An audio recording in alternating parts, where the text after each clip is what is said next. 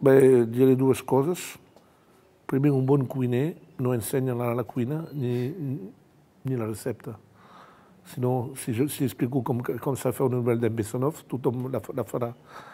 Et contestaré amb una botada. M'acaba de donar una gran idea. Haig d'escriure la biografia de Juli César, perquè Juli César correspon exactament al meu model. És a dir, un gran capità, un gran militar i un gran escriptor, possiblement un dels millors escriptors llatins. Doncs això és molt interessant. És a dir, de fet, per mi és una banalitat, hi ha dos vessants, hi ha Eros i Thanatos. Eros és el llenguatge i Thanatos és la passió per la mort. Jo, perquè treballo militars, això és inconscient, perquè potser el meu pare era militar, però el meu pare era metge militar, és més metge que militar el meu pare. Crec que a mi m'interessen els llibres que expliquen, les novel·les que expliquen una història. És el que deia Jean Gabin. Premièrement, une bonne histoire. Deuxièmement, une bonne histoire. Troisièmement, une bonne histoire. Tot l'altre són experiments. Si jo em vull avorrir, puc perfectament comprar un tractat de matemàtica en danès medieval i llegir-ho.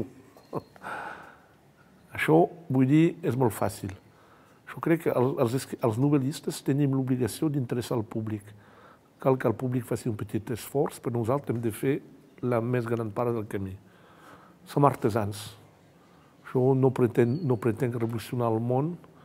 Hi ha hagut gent abans de jo que serien Tolstoi, Cervantes, Balzac, Dostoyevsky. Jo no soc Don Daniel o Don Nadie, no ho sé.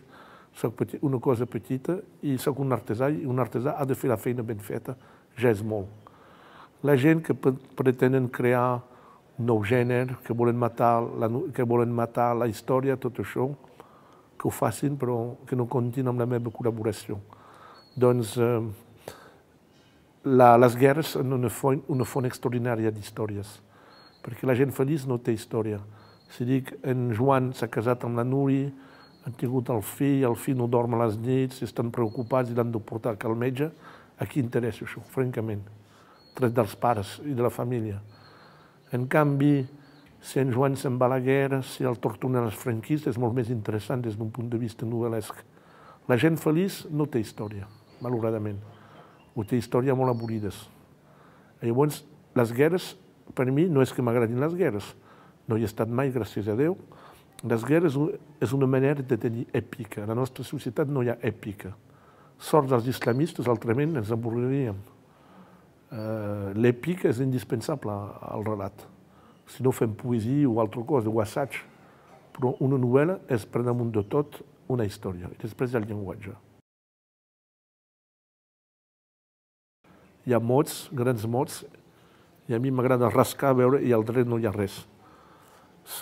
M'agrada desinflar els mites. És la meva especialitat, això. Jo m'interessen els mites i després veus que no res. És per això. Vull anar al fons de les coses i intentar descobrir la realitat, que és això. La realitat és que els homes són poca cosa. Som una coma en l'univers, una cometa. És molt curiós, m'estic fent gaullista, tu, paradoxalment. Ahir em vaig escriure amb un taxista que em va dir que de Gaulle era un feixista. Sisplau, no digui tonteries així, li vaig dir, francament. No, m'ho va dir així, conservador tot el que vulgui, però feixista no, sisplau. De Gaulle és un personatge molt interessant, és un gran novel·lista. És un dels millors novel·listes francesos, digne de Marcel Proust o de Céline, i ningú no ho sap. Perquè les seves memòries són un teixit de mentides extraordinàries, però molt ben escrites. I és per això que dic que és un gran novel·lista. I no és cap conya, vull dir, no sé si s'ha traduït al català, de Gaulle, caldria fer-ho. És un gran document literari, ho dic sense ironia. És extraordinari. Escrivia el francès com Chateaubriand. Llavors m'interessa molt aquest personatge. De Gaulle és un home que va saber, l'exèrcit francès va ser derrotat en 3 setmanes en 40, i ell, gràcies al seu talent literari, al seu talent oratori, va obtenir que França tingués una participació a la victòria final.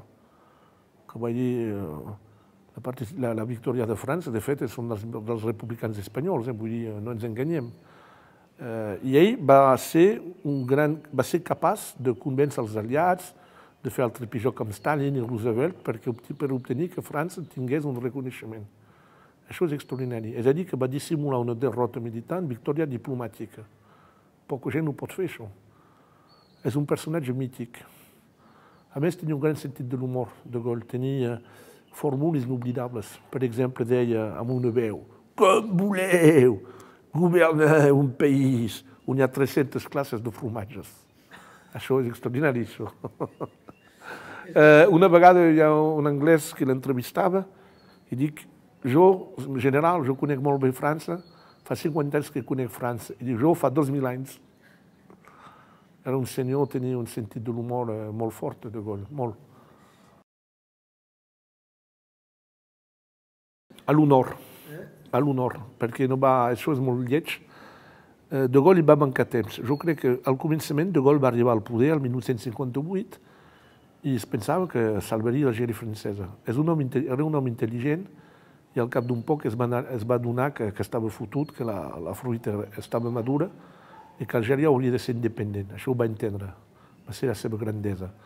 Però necessitava temps per convèncer la gent. Eren 30 anys o 40 anys de preparació psicològica, explicar que no pots canviar una mentalitat en 3 dies. I ell, clar, com que tenia una edat, es va precipitar. I això va crear tot el terrorisme que hi va haver després. No pots dir a la gent, al 58, mentre jo visqui mai no onejarà cap altra bandera que la francesa aquí, per donar l'independència 4 anys després.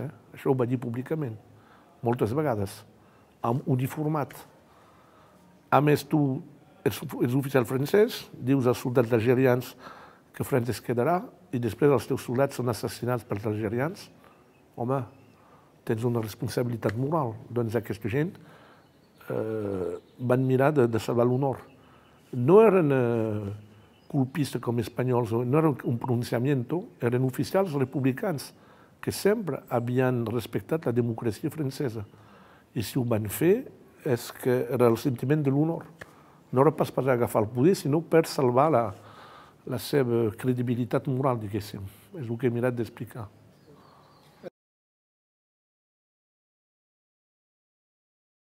Això és el meu món, no em cansa gaire. El món actual no m'interessa en absolut. No hi ha res que m'agradi, res, excepte internet. Jo em serveixo de la modernitat per ancorar-me al passat. Doncs tot això és el meu món, això res. Totes les pel·lícules que veig, per mi és fàcil. Em costaria molt més fer una novel·la ambientada a Nova York actualment que això. No en conec ni els cantants ni sé qui són, no conec alguns noms. Jo vaig fins als Beatles, després ja no conec ningú. I no és veritat, llavors per mi no és cap documentació, és la meva discoteca, ja està. Llavors s'hauria de demanar per què. Jo crec que és una regressió infantil. És per això que m'agrada tant la llengua catalana. Quan era petit tot Déu parlava català a Rosselló, ara és un altre món i jo no ho puc suportar. Llavors el meu niu, el català és una manera de protegir-me de l'evolució del pas del temps. Jo dic que soc un francès dels anys 50 i un català del segle XXI.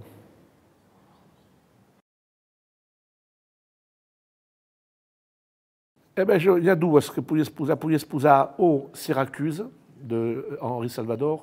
J'aimerais tant voir Syracuse, aquesta estaria bé. Per una altra molt millor, de Gilbert Bécaud, Tu le regretteras, que és una cançó sobre de Gaulle. És una cançó de propaganda que és una meravella artística.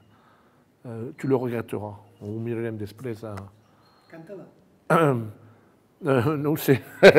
La voix, drôle de voix, puissante et saccadée, la voix qu'on écoutait tout bas.